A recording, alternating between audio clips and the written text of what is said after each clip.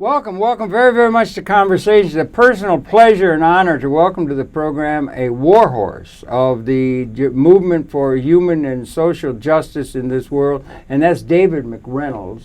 And David McReynolds is an icon in terms of the justice movements that there are among world society. He's got a very interesting story to tell, and David, welcome so much to Manhattan Network Conversations. Thank you, Harold. I'm very glad to be here. We've done a program with you in the past, and I've been following your career, young man, for over a long period of time. But I wonder if maybe you could share your own born and raised, a little educated, and then you were a long time associated with the War Resisters League, a foundational peace organization. I don't feel much like an icon. I was born and raised in Los Angeles way back in 1929. My birthday was the same date as the Russian Revolution, October 25th. No fooling. Yeah. But I came to New York in 1956 and went to work for Liberation magazine, which was a radical pacifist monthly. Had Bayard Rustin and A.J. Musty and Dave Dellinger and Roy Finch as the editors. Yes, And you were a pacifist then? Yes, I became a pacifist when I was in California. And then I went to work for the War Resisters League in 1960 as a field secretary, did a lot of travel for them. Went on the International War Resisters International Council and traveled to Japan and Vietnam and, almost all of Western Europe in the course of that time. Was the War Resisters League unique? It bespeaks, like, you think of Martin King, you think of Gandhi and that kind of thing, but it was a... WRO had a link to King because the fellow who worked for us, Bayard Rustin, yes, indeed, was a close advisor to Martin. And I have a picture of Martin in the latest issue of Win magazine, which is the magazine of the War Resisters League, a picture of Martin speaking at our annual dinner way back in 1956. Way back, yeah. So, and Martin was influenced not only by Bayard, but also by A.J. Musty. Indeed, yeah. And I think probably A.J. had a better influence on him than Bayard, because when the Vietnam War reached its peak, King felt obliged to speak out at the Riverside Church. Not until 1967. He gave a speech against the war, and Bayard had urged him not to give the speech. A very, very fiery speech. Yes, and it very, was. very, very meaty. Yeah, right, yeah. And that was a break between Bayard and King at that time. So, but yes, we were close to King and had a very real role in the civil rights movement. And in the Vietnam peace movement all the way through from the beginning. Thank you for all of that. Heartily, I thank you for all of that pace-setting work, Yeah. Well, it was an honor. Those, I think, were in some ways the best years of my life. Yes. To feel that I had done something that had some value, not only for American lives who were saved, but Vietnamese. That war cost the lives of about 3 million people in Vietnam. That's right, Southeast Asia. 58,000 Americans died, So it was a terrible war, and I understand we're getting ready to celebrate it in some way in this country. And what we ought to be doing is to apologizing to Cambodia, Laos, and Vietnam. The terrible events in Cambodia with the Khmer Rouge came about entirely because of the American involvement. That's interesting. You think that's the case? Khmer Rouge was awful, but it was an offshoot. No, there's no question at all. The CIA, for one thing, the CIA drove out the king, Sihanouk, and installed Lon Nol. And then the terrible bombing of the Cambodians really destroyed any chance for the kind of a peaceful shift you saw in Vietnam. And you had this terrible, incredible period of the Khmer Rouge. When I was in Cambodia in 1981, I'd gone back to Vietnam on a trip from Hanoi down through Ho Chi Minh City and into Phnom Penh. We visited the death pits where they were digging up the skulls, the bodies of the people who had been executed by the Khmer Rouge. And that's a direct result of Henry Kissinger's secret bombing campaign. You think it was a reaction? Yes. The political context made that possible to emerge that extreme. Okay, yeah. That's an interesting theme in and of itself, yeah. Not to excuse the Khmer Rouge. No. But in terms of looking for the origins. Yeah, exactly. It was driving Sihanouk out. He had to flee the country. Right. And installing a dictator who was then overthrown by the Khmer Rouge. Mm-hmm. Very, very tragic. In Vietnam itself, now they're on a path of recovery. They are very productive. They have a vital society. I think they've written off the war, which is important to us, but not to them. Right. Because to them it was simply one of many wars. Okay. They fought the Chinese for 1,000 years. Right. Then they fought the French. Right. Then they fought the Japanese. Then they fought the Americans. So for us it was a big deal. Yeah. But for them we were one of many chapters just in a long history. Just another renegade, barbarian invasion of their country. Yes. And they're still suffering, I think, from Agent Orange and dioxin. They are, and as so are a lot of so Americans. Yeah, right. Yeah. Horrible stuff. And when we talk about chemical warfare, doesn't that come to a war crime kind of thing or something? But that's never launched against the winners or the powerful. Should. Well, you know, I wonder why Henry Kissinger is still walking around free, giving interviews on television. The man should be at The Hague for the criminal trials. But they never do try those who manage to hold on to power, do they? They don't. No, they don't. That's a pretty truncated sense of justice, at least in my mind, I'm thinking, I think the importance, Harold, of the Nuremberg Tribunal, which was important, was that it laid down the concept that if you committed a crime against humanity, you could be held responsible.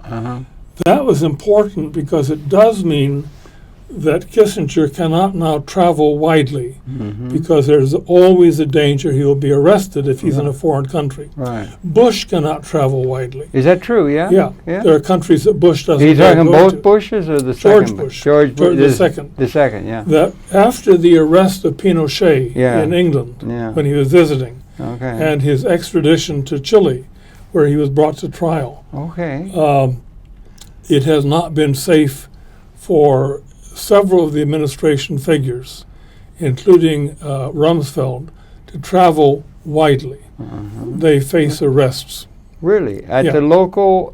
now, how does that work? I don't quite understand. A national sovereign has the ability to arrest someone, not a world organization. It's not the UN or anything. But in the case of Pinochet, it was a Spanish judge who issued a writ on him for Spanish citizens who had died.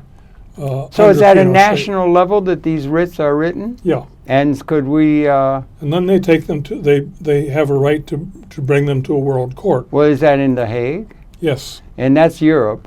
Yes. And it seems to be that... But The Hague is international. It's an international court. There is a distinction then, right? Yeah. Could any nation bring war crime charges effectively able to arrest, warmongers that have been run amok? Probably they could, but the reason they wouldn't is because then it cuts in all directions.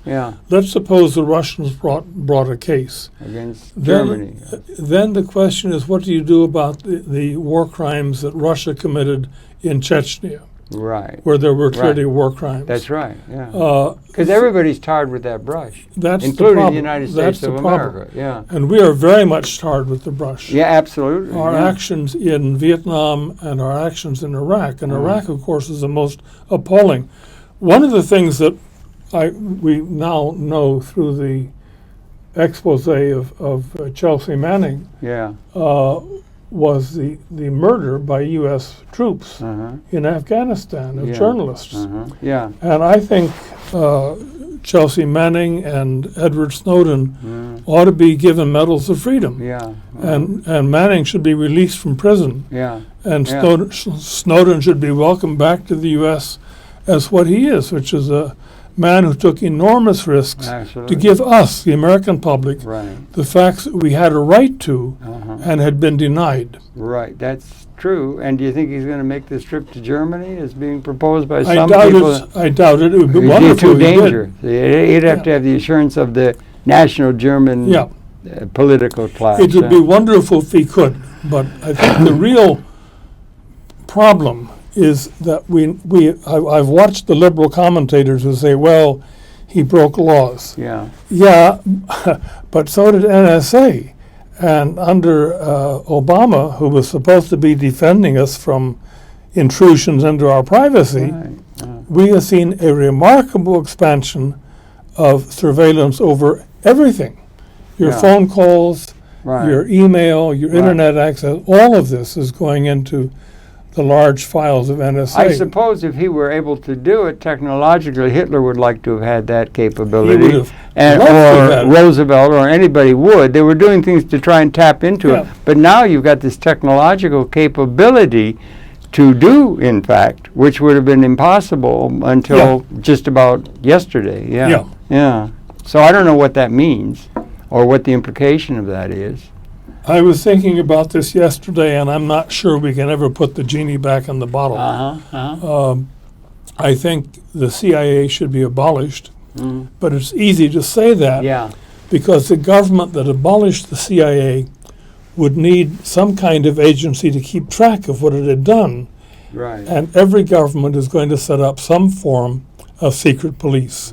I don't care what the government is. Stasi, I really don't know whether you can put the CIA back in the bottle. But the danger of the CIA, what worries me, is that in Afghanistan, the CIA now operates as a private army. Yes, indeed. Not as a military. Blackwater and stuff, They have drones, they have Blackwater. That's new also. And those should be, if you're going to wage a war, it should be waged by the military, which is responsible to the president. There's a chain of command. And it's supposed to be also the act of Congress to declare a war, and you notice they don't bother with that anymore. It's all executive. But if you say that it can be done just by the CIA, then you've lost control of it. And you now have the CIA with its own military, with its own Air Force, and of course with its own drone capacity. And we don't have any democratic control over the CIA. So, Harold, I would really urge the abolition of the CIA, but it's one hell of a job to try to get that done. The CIA, as I understand, you got the DIA, and the DIA has 5 times the budget of the CIA, and we don't hear about that much, but the direct Pentagon, they have, I think their budget's 5 times that of the CIA. And then remember we had COINTELPRO and all these kind of things where the authorities are trying to assert authority over the masses of the people, and it's a continuing struggle, is it not? It has been, It is, and I don't have an easy answer for it. Oh, I thought you did. Stop the cameras. We thought he had all the answers. No. Would that I did. I think one of the things that we have to do is try not to be afraid of the people who are taking down the documents. One of the interesting things when you think about this is that for all of the security, all of the intelligence networks they have, they didn't manage to stop Ellsberg. They didn't know he was going to release the papers. Pentagon Papers. God bless the man. He's one of my absolute heroes. The Sullivan decision. They didn't know that Edward Snowden was going to release the papers. They didn't know that Chelsea Manning was going to release the papers. So the trick to it is, no matter how secret your secret police are, someone, one member of that secret police is going to realize that what they're doing is wrong. And they're going to do what Dan Ellsberg did, which is to release the documents. He did do that, and there was a big hullabaloo in the Sullivan case and everything, and it was. But now, is there any role for they will say we cannot have names given or secrets reserved because it's going to endanger the life of some of our people who are doing things, and the masses just simply can't understand all the nuance of careful balancing of power considerations and things that is the responsibility, the heavy responsibility of those in positions of effective power and they can't be just asserting their idealistic kind of thing. They just don't understand how difficult it is to run this world.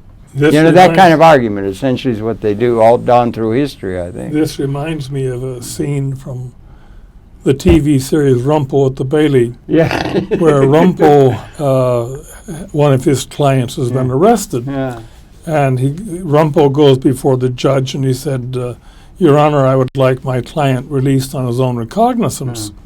And the prosecuting attorney said, well, we object to that because the client might commit a crime if he's released. And the judge said, you hear that, Mr. Rumpel? The client might commit a crime. And Rumpel says, Your Honor, any of us might commit a crime. Are you really suggesting that everyone in England be jailed because they might commit a crime? Right. Well, that would do it. And if you had a jail for everybody, what we have to realize is order. That freedom always involves risks. Yeah, right. Okay. And do you want the risk of freedom or not? There's always going to be a risk of some kind. Right. And balance that against what you really want, which is you want your home to be secure against police invasion. Absolutely. You want your conversations to be secure against being monitored. Is there a risk if you do that? Yeah, there's a risk. I might rob a bank. I might be plotting on the telephone to rob a bank. Or assassinate a public figure, But you just have to rely on the normal, usual police procedures to handle that. You cannot have preventive crime, which is what it amounts to. Yeah. Well, I think that's what they were trying to do with COINTELPRO. Yeah. And then in Eastland, they had a thing, Senator Eastland from down south, they had set up detention centers and all that sort of thing. They sent they existed and everything like that. The other thing that's interesting is that the reason the police can function at all and handle crime is because they have a very close link with criminals. And I'm serious. That's interesting. No, they do. Yeah, well, you mean the heads of state? Aesop said we appoint... Not the heads of state, the ordinary police on the beat. Okay, yeah. If they want to catch someone who's committed a murder, what they do is to go to their contacts, their undergrounds, the police informers, and they say, we've got to get information on this murder that's occurred. And who are they working with? They are working with criminal elements that cooperate with the police in exchange for favors, in exchange for being allowed to deal a little bit of drugs, in exchange for getting off on a case. In exchange for that, they give material to the cops. Right. So there's a link. There's a narrow edge where the police and the criminal class link. And where, in some ways, it's very hard to tell who the cop is and who the criminal is. It's not as clean and neat as we think. Aesop said one time, if I can get it straight, because you mess it up if you don't, but he said, we imprison the masses and appoint the real purveyors of nonsense to a high office. Yes. And they're in high office, and they know that has to be, and you got secrets you have to do, so all of that. So that's a thing, but, and again, the overweening or the capability technologically, and those things are going exponential. The capability for having ever more intrusive, linking up to every single movement of every cell that exists on the planet or something like that is coming through our technology. And they didn't have the possibility of that until just about now. I mean, because the information technology is growing so quickly, and we have a past system. Are we getting to the point collectively as a Homo sapiens species, or in evolutionary terms, to a point of qualitative transformation out of the context in which human history has evolved, in terms of qualitative change? It's always been, it seems to me, if I may,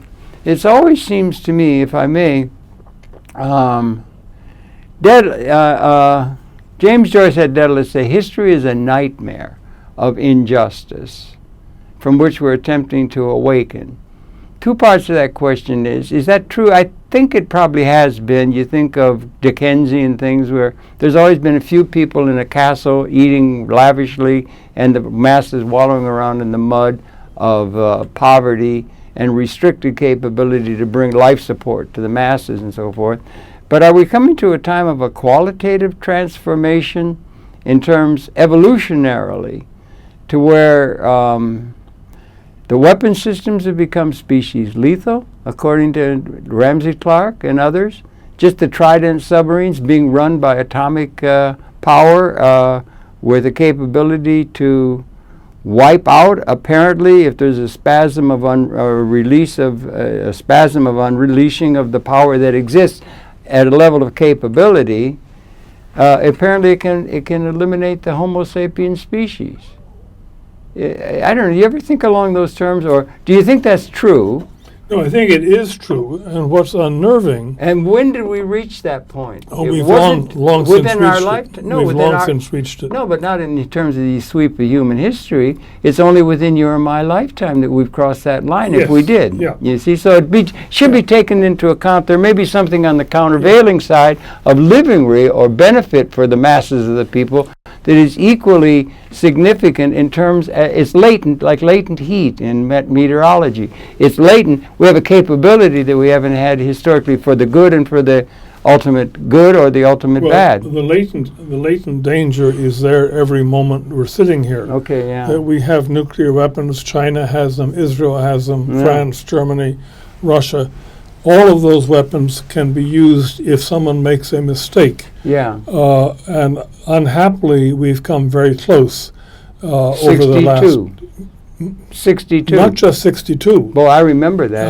So do I. Yeah. But there are a number of other times when only the action of a Canadian sitting in the studios or a Russian who decided not to press the button. Yeah. There was a case, not 62, but another case where in Colorado at the main base, whatever it is that monitored the dangers, the computers showed what seemed to be a wave of missiles coming toward the U.S. Like Dr. Strange. And yes, and the U.S. was about to press the button to retaliate against this wave of missiles. That's the thing that is a Canadian officer who was there said he really wanted to double check that because there was nothing in the air politically about tensions that would lead him to think it was an actual attack. And they found out that it wasn't a flock of Russian missiles. It was the rising of the moon, which the computer had not been programmed to take account of. Oh boy. So only because we had a Canadian who wasn't so paranoid, wasn't so Cold War, did we not launch an attack on the Soviet Union. And they came close to actually pushing the button? Not just once, but in a number of times. We've come very close on both sides, to pressing the button.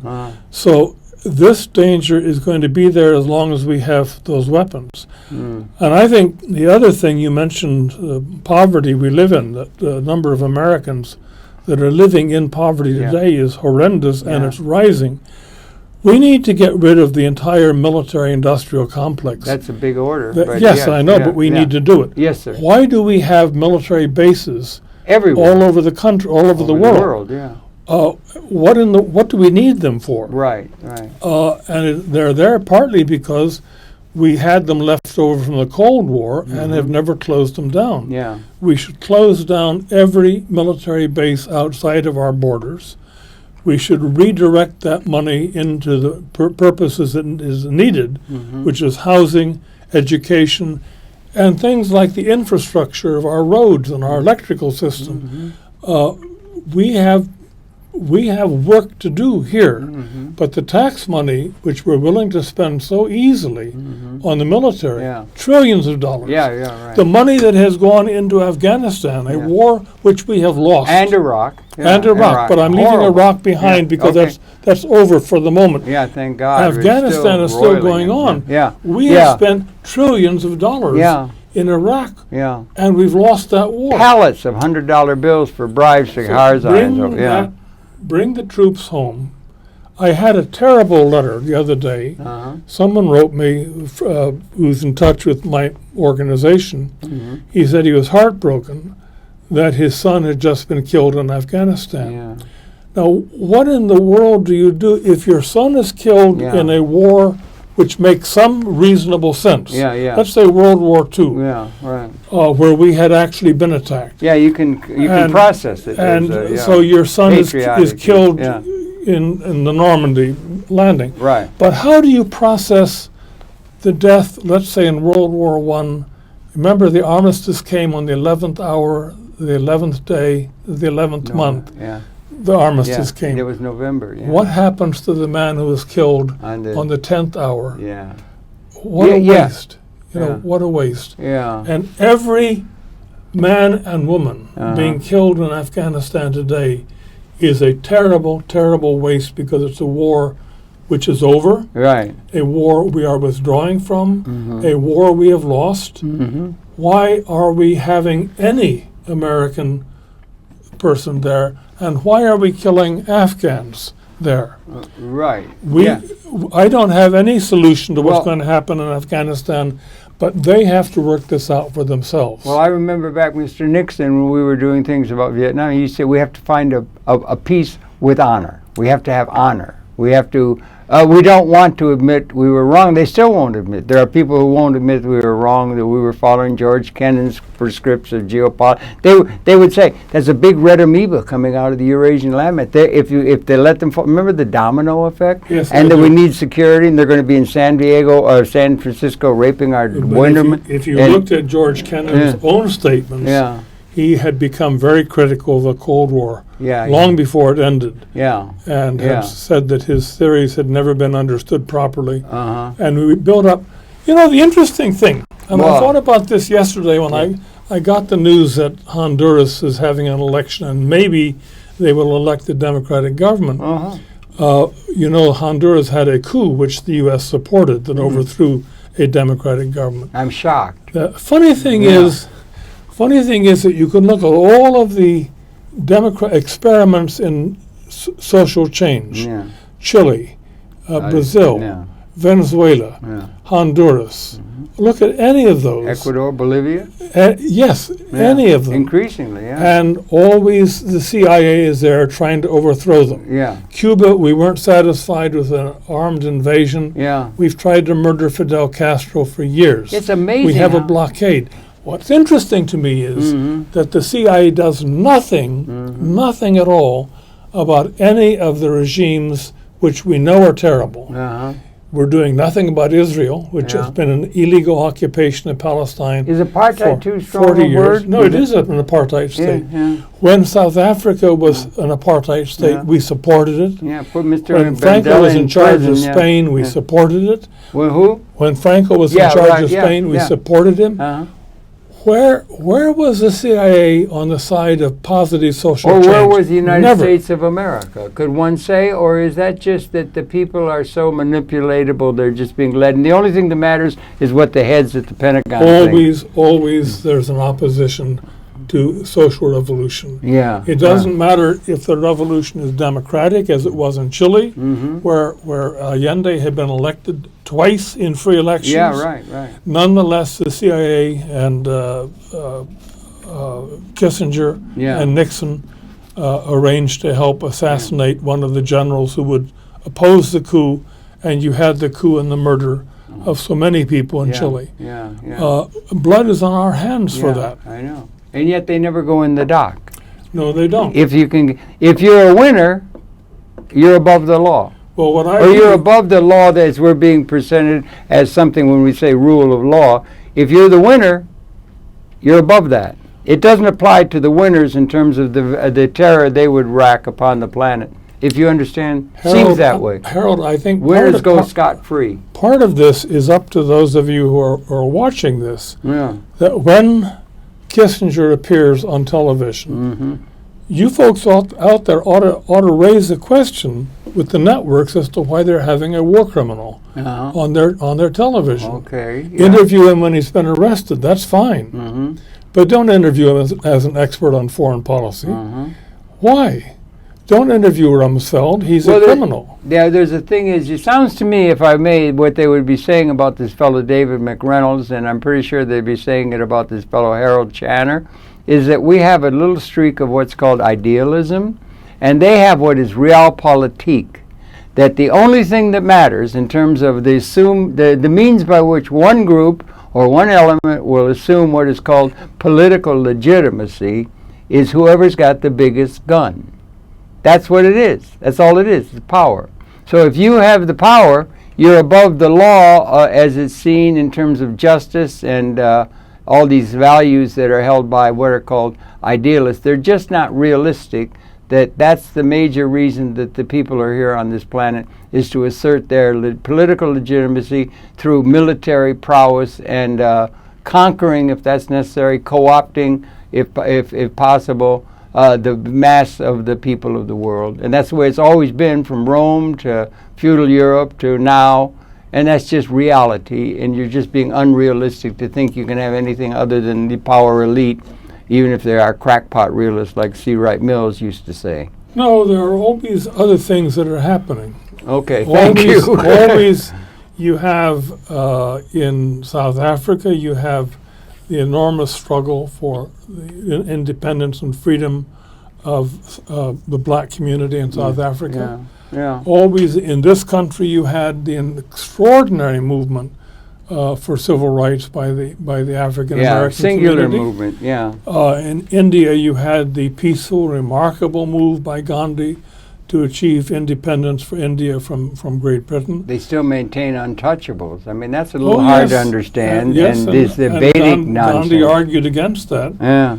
I'm not saying it's perfect. Yeah, right. all. Okay, right. That's right. But I'm saying that it isn't true that that the powers that be are immune to change. They are always finding that there's a struggle that they hadn't anticipated. Occupation is dead for now, but it did one thing that was very important. Occupation where? The Occupy movement. Oh, Occupy. Yeah. Oh, Occupy. I'm trying to think of it. Which of the occupied countries are we talking about? Occupy. Yeah, but it did one thing that was very, very important. Yeah. It popularized the concept of the 1%. Right. It made us aware. It put it into our vocabulary. Yeah. It gave us an ideological weapon to use. Yes. That it isn't just some people, it's 1% of the population runs the lives of 99%. But the realists would say it's always been like that. You had an emperor in Rome, you had kings up in the castle, and the mass of the people wallowing around in the mud. Yes. You know, that's the way it's always been, so why should anything be any different? That's realistic. That's being realistic, you know. But that's not what happened, let's say, in Vietnam, where the Vietnamese managed to throw us out. Oh. It's not what happened in the South, where finally white supremacy was defeated. You're right. There are some signs of progress. Yeah, progressive. Yeah. There's always social struggle going on, and there's always reason for hope. And Harold, one of the things that I believe in very strongly is that even if we don't win, and that's never guaranteed, we define who we are and what we are by our willingness to engage in the struggle, existentially, by being involved in the struggle for a new society. We have defined who and what we are. I would rather be who and what I am than what Henry Kissinger is. Yeah. You know, I can understand that very well. The Occupy movement was something that, in the minds of people here in New York and across the country and across the world, in a sense, got something going. But they seem to have successfully, Mr. Bloomberg, our mayor, said he's got a 33-man army in the NYPD, and they just came in with clubs and broke it up, and they were successfully in doing that, and it doesn't seem to have any structural meaning in terms of actual movements that are going on. Everybody's just getting back in line and lining up with the nostrums that are coming from our political leadership. Get a job and do, I don't think so. Okay, you think it's got lasting meaning? I think the election of Bill de Blasio. Yeah, that's something interesting. Was a very remarkable thing. Was that? Do you happen to know? You got your ear to the ground. Was that a surprise that he emerged? Everybody was saying it was going to be Christine Quinn. It was a surprise. Yeah, and it reflected a very deep unease on the part of many, many New Yorkers with the fact that Bloomberg had turned Manhattan into a kind of Disneyland for the rich. Right. And so you had a tidal wave from below, not expected at all. Yeah. And you had this overwhelming victory for de Blasio. Yeah, yeah. Now, I will be honest and admit that I voted for the Green candidate for mayor.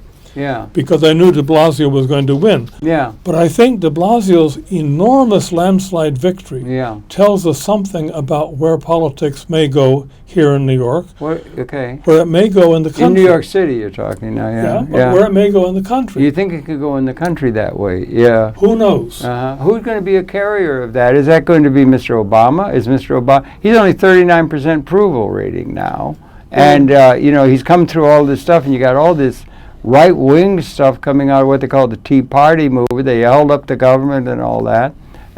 Is that going to come around again in a couple months, and they're going to keep writing us over the edge and with their right-wing? I hope you're right. What across the country? Were there elections across the country? McAuliffe won in Virginia. Chris Christie's emerging in New Jersey. I guess what I would say is, are you optimistic, pessimistic for peaceful, good, progressive movement in the United States of America and the world in the months ahead or years ahead?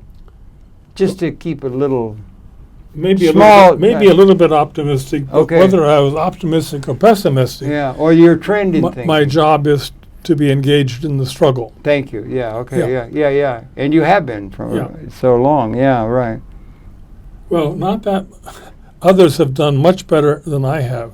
But you've been on the barricades from the beginning, yeah. But if you think about someone like Dorothy Day. Oh yeah, God bless her. Who has caught my pants. It's all right, yeah. Dorothy Day was on the margins of the Catholic Church. Yeah. When I knew Dorothy years ago. Oh, you did? Yeah. Okay. I didn't know her well, but I knew her. Yeah. Okay. Yeah. She was arrested in City Hall Park for refusing to take shelter.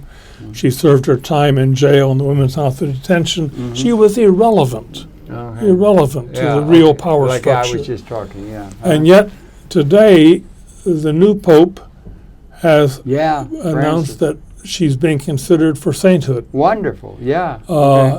He's making trouble. Yes, he is. Bless him, man. I'm wondering if Saint Francis, knew what they were doing when they made him Pope. Yeah. So I think of someone like Dorothy, who was written off as not being significant, but who over the long run had a very real impact on the Catholic Church. Okay, yeah.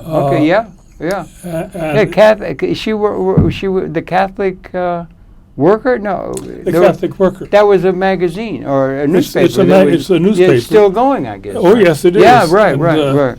They're just a couple of blocks from where I live. Is that right? Yeah, okay. And I'll be going over there tomorrow night for a celebration of Dorothy's birthday.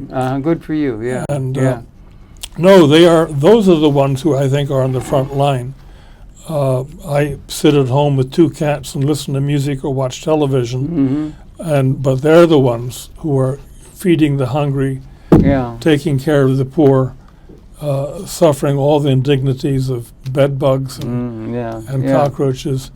They're the ones who are on the front line. Yeah, and that goes on. That goes on, and it's moving. And they're back to that question again about razor's edge, if that's the right metaphor, or whatever it is, for an existential or ontologic reality of ability to stop conscious evolution in the universe, at least along the hominoid line called Homo sapien, which is new.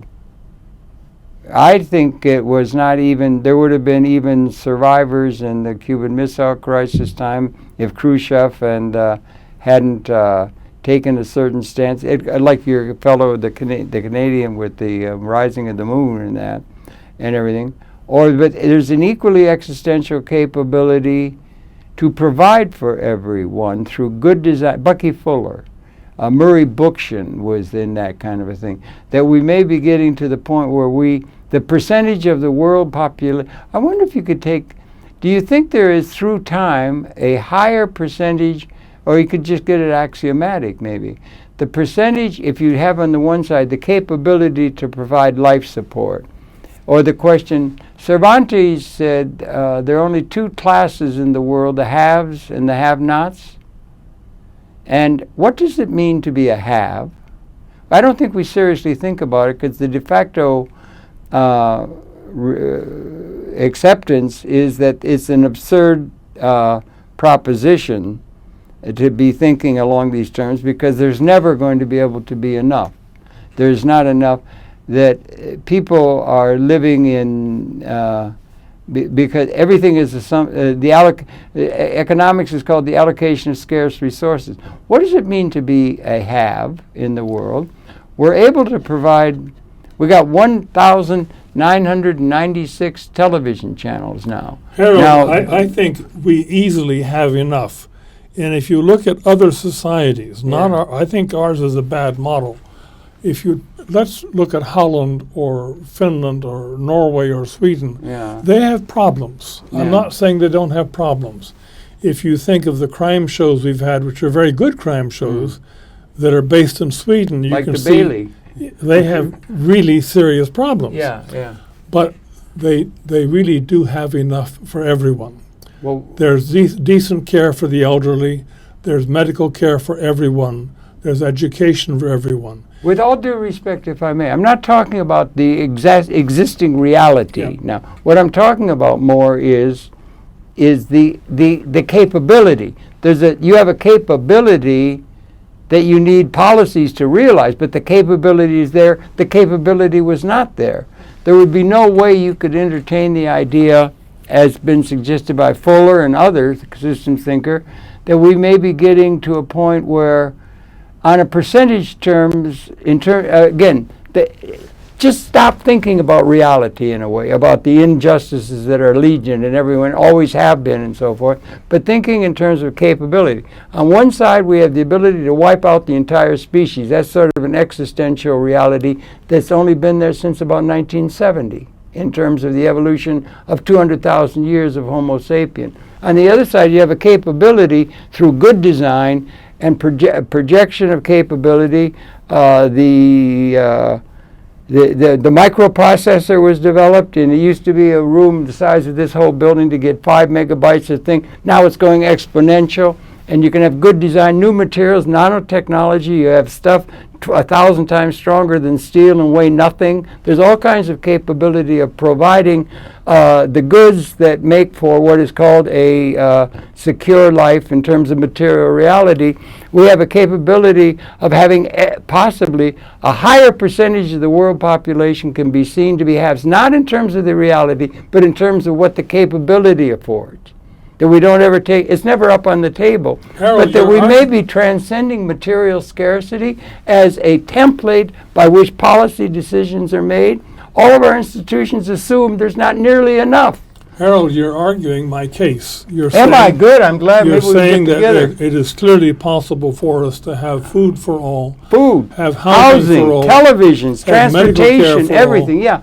And that's possible. So that would be the basis that goes up on the table for policy decision making. It would require a new political movement. Okay. Or a new consciousness. No, I don't think. No, I don't think so. Okay, the Swedes didn't need a new consciousness to build a decent society. Yeah, it's an example. All of the Nordic countries, and I'd throw Holland in, did not need a new consciousness. They had cooperatives, trade unions, churches, and together they thought, why are we having a society without medical care for all? We can do it. Let's do it. And they do it. We don't need a new consciousness. We have enough consciousness. What we need to do is organize to make certain that those who are very, very wealthy don't run things anymore. Or do we include them?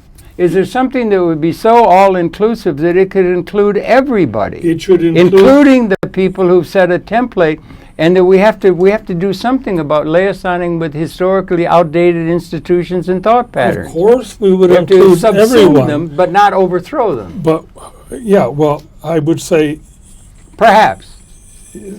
I would say that you probably end up overthrowing them, but not harming them. I just think the idea of the 1% running the country, the idea of mass poverty, the idea of children going to bed hungry in this country does require a real political struggle. Let me make a case for my thing about it. I'm not talking about the reality. I'm not talking about who the president is. I'm talking about there being up on the table of decision making or intellectual thought or television programming or anything up on the table some ideas that are not based upon the inherited institutions or the existing reality, like Scandinavia as a model or something like that, that there's an existential new reality that should be up on the table, and essentially it would be we can now understand we are transcending in terms of existentially material scarcity as an ontologic reality. You can only eat so many ham sandwiches. You can only watch so many programs. We just assume it's ipso facto absurd for anything other than there's not nearly enough for one to win, somebody else has to lose. All the zero-sum thinking is just intrinsic, and everything else is ipso facto absurd to think anything other than a dog-eat-dog kind of system that we've had out of history. That there's a new level of intellectual, comprehensive thinking that is the intellectual community is falling down on the job and not thinking about their emerging new reality and universe, maybe trans species or something. We're coming to the end of the Homo sapien experience in evolutionary terms or something along those lines. That's what I'm getting at. A really comprehensive, large, get-up, jubilee time that would be the possibility if the intellectual community would begin to put that kind of thing up on the table that could be inclusive of everybody. We're all caught up in who's the bad guy. Everybody's fighting the bad guy. The right wing fights the left wing, and the left wing fights the right. Harold, it's not a question of who's the bad guy. It's a question of what are the institutions that are not good. Okay. I don't think wardens that run prisons are bad guys, but I think prisons are bad places. Thank you. That's a good metaphor. But that affects practically every one of our major institutions are all authoritarian. Yes. Like prisons. Yeah. Are they not? Yes. It's co-option a lot rather than force, but they're all authoritarian. But we're not looking at good guys and bad guys. We're looking at good institutions. Thank you. Well, that's what I was talking about. And the institutions are formed by policy decision-making by the intellectual and political class. And they're all arguing over outdated reality, not perhaps. Necessarily. Okay. No. I don't not the reality. For example, churches are institutions. Yes, sir.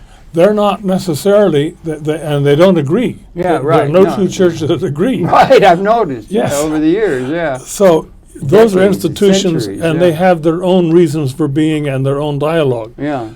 Trade unions are institutions, and they have a very good role to play. Only about 5% in this private sector now, and heading south. I know. That's a very sad problem. Yeah, well, is that we don't have more and stronger. We have to have an alternate way to distribute demand other than labor. The labor theory of value may not be valuable anymore. So the left, some of the thinking of the left might be re-examined. Or the thinking of the right, certainly so. Of course, the left needs to be examined. I'm not arguing that. But I'm arguing that as I look at the world, there are places where the problems that face us have been solved. Okay, you got examples. And we could do that. They have been solved in Scandinavia. Yeah. Not perfectly. Yeah, right.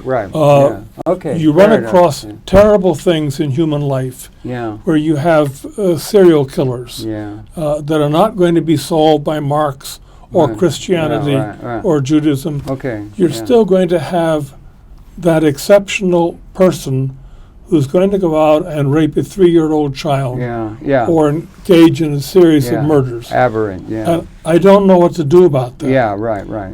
And that's always going to happen, I'm afraid. But that's not true for most of us. And I think most of us... vast majority, I think. All they need is a chance to be able to fulfill what they've got given, and they cannot live fully. Imagine everybody living to their full absolute capability to the maximum, like a guy playing a horn. Everybody's playing a horn like Dizzy Gillespie or something. You know what I mean? Everybody's reaching their full maximum capability. That's what we want for everyone, like all the cells in the human organism. Yes, right. You understand? Yeah, I do. And they're so truncated by the material realities where they can't realize anything like their full potential. We need to have a thing where everybody can get liberated. Yes. Maybe. No, I think and then we're born into that generation. Isaac Asimov says this is the defining generation in evolutionary terms, not just political terms, evolutionary terms. Like an organism, 100 trillion cells in an organism. Every cell matters. Every cell is in communication with every other, and you have a system Rupert Sheldrake and what's his name? The guy Lovelock. They think that our organic process is like an organic process in universe. I mean, it's wake-up time in an overarching existential new reality that we were blessed or cursed to be born into, this or the coming generation or something. It's not your normal time, is what I'm trying to say. But for myself at the moment, yes, sir. Go ahead. Bring it down to earth. I would settle for increasing the minimum wage. All right. Yeah. I would settle for a single-payer tax system. Yeah. I would settle for bringing all the military bases home. Where do I sign? I don't have all the answers. Yes. But I have some of the places where we can start. Yeah, right. Okay. Fair enough. Yeah. I'm sorry I get off on a rant, but go ahead. No, they're good rants. But I think we have some of the answers, and they do involve a willingness to shift, to recognize the concentration of wealth in this country in the hands of a few is destroying our democracy.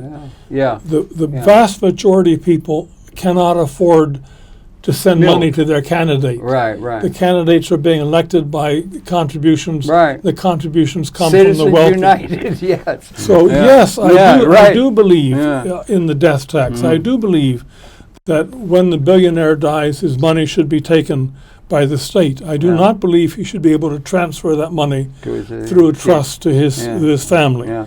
Warren Buffett, by the way, who is a billionaire, goes along with that, has made arrangements that his huge wealth will not go on to his children. I mean, think of that wealth as being a burden to the kids. They never have a chance to find out what life would be like if they hadn't inherited the wealth. And I don't believe in inherited wealth. I think we ought to have a death tax that confiscates almost all of the money. Okay, that's a big issue. That's an issue. Yeah, right. That's one that could be out there. Sarah Flounder, you know Sarah. She works so close. She's great. She's been there forever with that great patriotic citizen, Ramsey Clark and everything. But she said the inequality of wealth in the United States of America now is greater than the inequality is greater than it was in 1789 France, the time of Dickens. You know. It's absurd, and there's something wrong at a policy level when they can't work out a way to bring a greater deal of justice to the whole of the body, and the ecology too has to be considered now.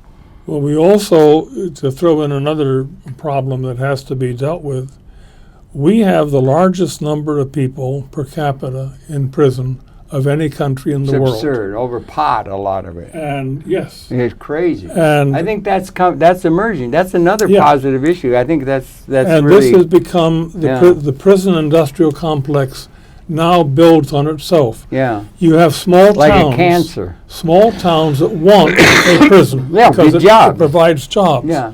And surely we can find some other way to provide jobs. I can think of a whole bunch of things that people could do rather than run prisons. Couldn't you? That would be benefiting the human society if only we had our vision, our priorities right. So I think we really, among the things we ought to be doing, we ought to be closing down a number of the prisons. We ought to release those whose crimes are not violent. Yeah, who have no aggrieved party, for one thing. I mean, that's part of a contractual understanding of common law. Now, part of those are the drug cases we have, which can be dealt with by legalizing marijuana and by decriminalizing heroin. Yeah. If you're an addict, you ought to be able to get a prescription for heroin from your medical doctor. It should not be a criminal act for the doctor to prescribe that for you. What about having a way in which we distribute buying power to people by a way in which things are being produced by some sort of thing other than labor, other than having a job? I mean, the production is all being done by capital instruments. Robotization is coming along with the information technology. And if you own a robot, let's say you have a piece of an ownership, Robert Theobald talked about the guaranteed income, and even Nixon went some direction in that way. Some way for people to get buying power, because they're not going to have the ability to clear the market. That a lot of the problems that lead people to go to heroin is because they're broke. I mean, that's but if they don't go to heroin because they're broke. You don't. Because heroin costs money. Oh, that's true. I mean, they go to heroin for other reasons. Yeah. They go to heroin because the life around them is hopeless. Yeah, but the hopelessness comes because they don't have money. Yeah. If everybody had $50,000, if let's just say everybody had $50,000, would they blow out their brains, or would they say, "I got a lot of things I'd like to go play in a jazz band. I'd like to go for a cruise." You put your finger on one thing that really is very important, and we have to think about it. Yeah, we only got a couple minutes left. With the robot system that we have robots now beyond just information technology. We really do need to find a way to cut back the work week. I think people want to work. But how are you going to get money to people when the only thing they get money for is having what they call a job on the estate, where they're like a serf and everybody pay them the same wage they're getting now, but cut the work week back from 40 hours to 20 hours. All right. Well, that would do it. That would work.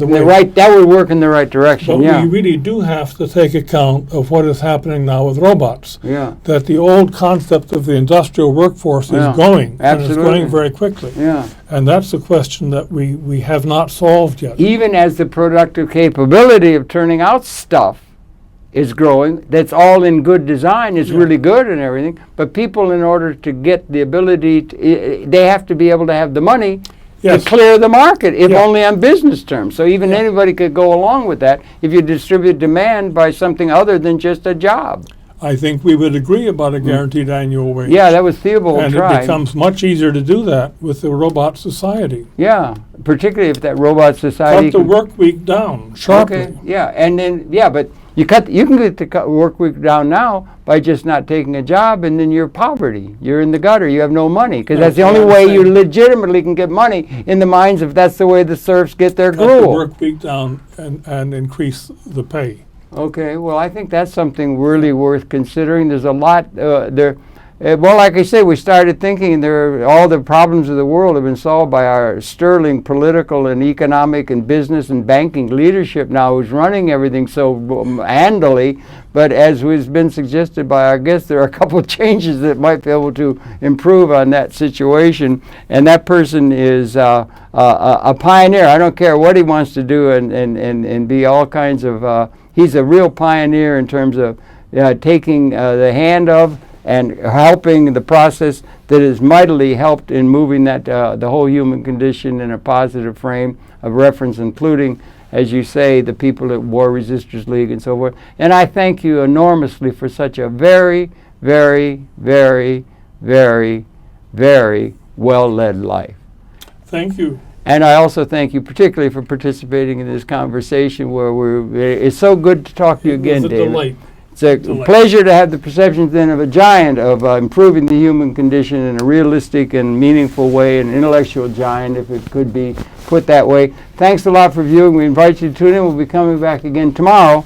But that's it for now, David. Once again, thanks so very, very much for coming in and for all your many contributions. And my best to all your wide circle of friends that recognize you for the work that you've done, including moi. See you tomorrow.